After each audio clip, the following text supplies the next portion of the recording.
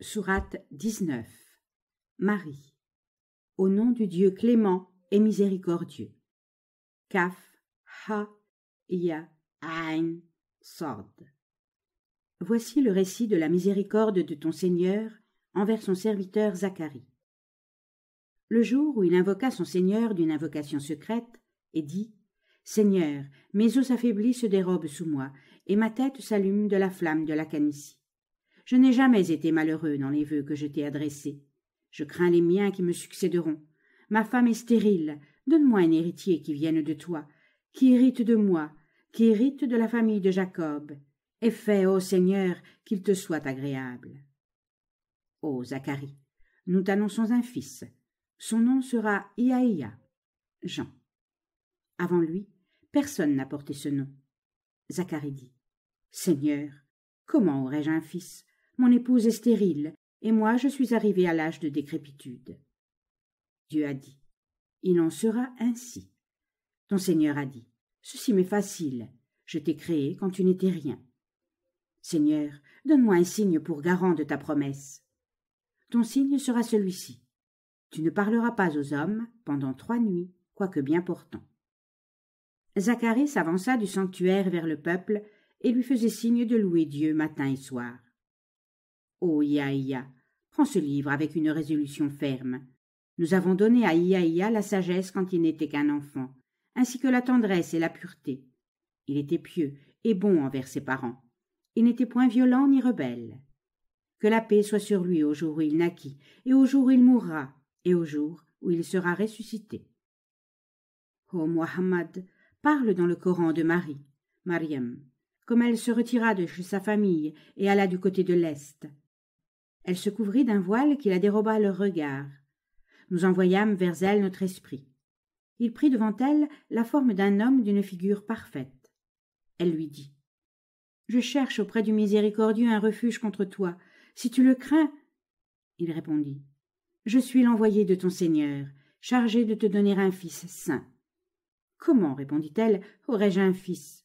Aucun homme n'a jamais approché de moi, et je ne suis point une femme dissolue. » Il répondit « Il en sera ainsi.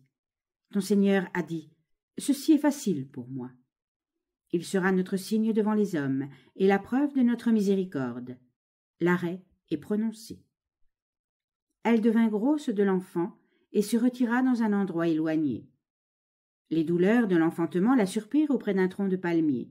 « Plût à Dieu, s'écria-t-elle, que je fusse morte avant et que je fusse oubliée d'un oubli éternel. » Quelqu'un lui cria de dessous elle. « Ne t'afflige point, ton Seigneur a fait couler un ruisseau à tes pieds. Secoue le tronc du palmier, des dattes mûres tomberont vers toi. Mange et bois et rafraîchis ton œil. Et si tu vois un homme, dis-lui, j'ai voué un jeûne au miséricordieux. Aujourd'hui, je ne parlerai à aucun homme. » Et il alla chez sa famille, portant l'enfant dans ses bras. On lui dit « Ô Marie, tu as fait là une chose étrange. » « Ô sœur d'Aaron, ton père n'était pas un homme méchant, ni ta mère une femme dissolue. » Marie leur montra du doigt l'enfant afin qu'ils l'interrogeassent. « Comment, dirent-ils, parlerons-nous à un enfant au berceau? » « Je suis le serviteur de Dieu, leur dit Jésus. Il m'a donné le livre et m'a constitué prophète. Il a voulu que je sois béni partout où je me trouverai. Il m'a recommandé de faire la prière et l'aumône tant que je vivrai, d'être pieux envers ma mère. Il ne permettra pas que je sois rebelle et abjecte.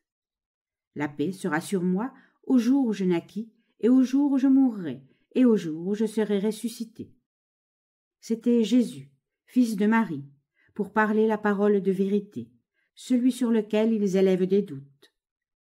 Dieu ne peut pas avoir d'enfant. Loin de sa gloire ce blasphème. Quand il décide d'une chose, il dit « Soit », et elle est.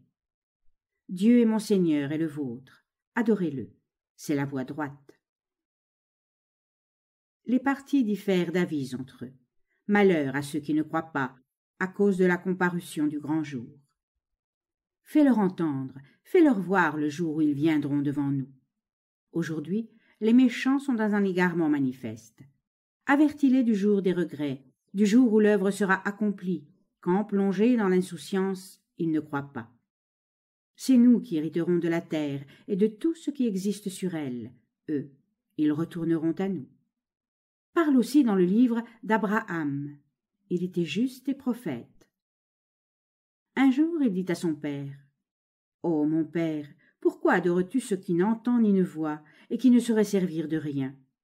Ô mon père, il m'a été révélé une partie de la science qui ne t'est point parvenue à toi. Suis-moi, je te conduirai sur un sentier égal. Ô mon père, ne sers point Satan, car il était rebelle envers le miséricordieux. Ô mon père, je crains que le châtiment du miséricordieux ne t'atteigne et que tu ne deviennes client de Satan. » Son père lui répondit, « Tu as donc de l'aversion pour mes divinités? Ô Abraham, si tu ne cesses d'en agir de la sorte, je te lapiderai. Quitte-moi pour de longues années. » « Que la paix soit sur toi, répondit Abraham. J'implore le pardon de mon Seigneur, car il est bienveillant pour moi. Je m'éloigne de vous et des divinités que vous invoquez à côté de Dieu. Moi, j'invoquerai mon Seigneur. Peut-être ne serais-je pas malheureux dans mes prières au Seigneur. » Quand il se fut séparé d'eux et des divinités qu'ils invoquaient, nous lui donnâmes Isaac et Jacob, et nous les avons fait prophètes tous deux. Nous leur accordâmes des dons de notre miséricorde, et nous avons rendu leur langue de véracité sublime. Parle aussi dans le livre de Moïse. Il était pur, il était envoyé et prophète. Nous lui criâmes du côté droit du mont Sinaï, et nous le fîmes approcher pour nous entretenir avec lui en secret. Par l'effet de notre miséricorde, nous lui donnâmes son frère Aaron, prophète. Parle aussi dans le livre d'Ismaël. Il était fidèle à ses promesses, envoyé et prophète. Il ordonnait à son peuple de faire la prière et l'aumône. Il était agréable devant son Seigneur. Parle aussi dans le livre d'Idris.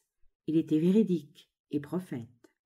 Nous l'avons élevé à une place sublime. Voilà ce que Dieu a comblé de ses bienfaits. Ce sont les prophètes de la postérité d'Adam.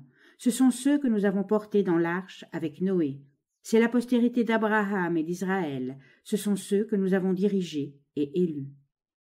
Lorsqu'on leur récitait les enseignements du miséricordieux, ils se prosternaient la face contre terre en pleurant.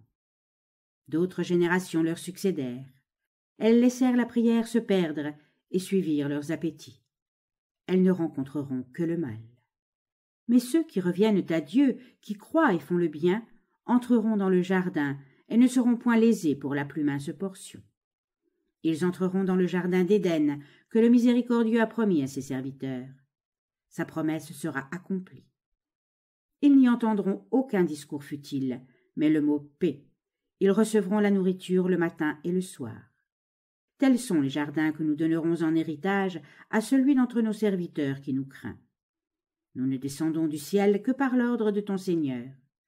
À lui seul appartient ce qui est devant nous et derrière nous, et ce qui est entre ces deux. Et ton Seigneur n'est point oublieux. Il est le Seigneur des cieux et de la terre, et de ce qui existe entre eux. Adore-le et persévère dans ton adoration. En connais-tu quelque autre du même nom? L'homme dit, quand je serai mort, sortirai-je de nouveau vivant? L'homme ne se souvient-il donc pas que nous l'avons créé quand il n'était rien?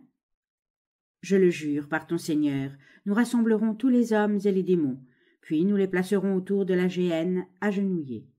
Puis nous séparerons de chaque troupe ceux qui ont été les plus rebelles envers le miséricordieux.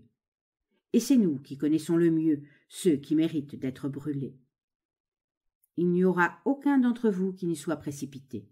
C'est un arrêt immuable, décidé chez ton Seigneur. Puis nous sauverons ceux qui craignent, et nous laisserons les méchants agenouillés. Lorsqu'on récite nos enseignements clairs aux incrédules, ils disent aux croyants, lequel de nos deux partis occupe une place plus élevée? Lequel forme une plus belle assemblée? Combien de générations n'avons-nous pas anéanties, qui les surpassaient cependant en richesse et en splendeur? Dis-leur, Dieu prolongera la vie de ceux qui sont dans l'égarement, jusqu'au moment où ils verront de leurs yeux si le châtiment dont on les menaçait était celui de cette vie, ou bien si c'est le supplice de l'heure. Alors ils apprendront qui est celui qui occupera la plus mauvaise place et qui sera le plus faible en assistance. Dieu ajoutera la bonne direction de ceux qui ont été conduits dans le droit chemin. Les choses qui restent, les bonnes œuvres, valent mieux auprès de ton Seigneur pour procurer une récompense et une bonne fin. As-tu vu celui qui n'ajoutait pas foi à nos enseignements et qui disait « J'aurai des richesses et des enfants » Connaît-il les choses cachées ou bien a-t-il stipulé avec Dieu qu'il en fût comme il dit? Certes, nous inscrirons ses paroles et nous accroîtrons son supplice. C'est nous qui hériterons de tous ses biens, et lui, il comparaîtra devant nous tout seul. Ils ont pris à côté de Dieu d'autres divinités pour s'en faire un appui. Ces divinités se montreront ingrates du culte qui leur rendait et seront leurs adversaires. Ne vois-tu pas que nous envoyons vers les infidèles des démons pour les exciter au mal? Ne cherche donc point à hâter leur supplice. Nous leur comptons nous-mêmes leur jour. Le jour où nous rassemblerons devant le miséricordieux les hommes pieux avec toutes les marques d'honneur, le jour où nous précipiterons les criminels dans l'enfer, nul ne saura faire valoir une intercession, si ce n'est ceux qui avaient fait une alliance avec le miséricordieux. Ils disent « Le miséricordieux a des enfants ». Vous venez de proférer là une énormité. Peu s'en faut que les cieux ne se fendent à ces mots, que la terre ne s'entr'ouvre et que les montagnes ne s'écroulent de ce qu'ils attribuent un fils au miséricordieux. Il ne lui sied point d'avoir un fils. Tout ce qui existe dans les cieux et sur la terre est serviteur du miséricordieux. Il les a comptés et dénombrés tous. Tous paraîtront devant lui au jour de la résurrection. Seul. Il fera aimer ceux qui ont cru et fait le bien. Nous avons rendu le Coran facile en te le donnant dans ta langue, afin que par lui tu annonces de belles promesses aux pieux et avertisses le peuple querelleur. Combien de générations n'avons-nous pas anéanties? Peux-tu trouver un seul homme qui en reste? As-tu entendu un seul d'entre eux proférer le plus léger murmure?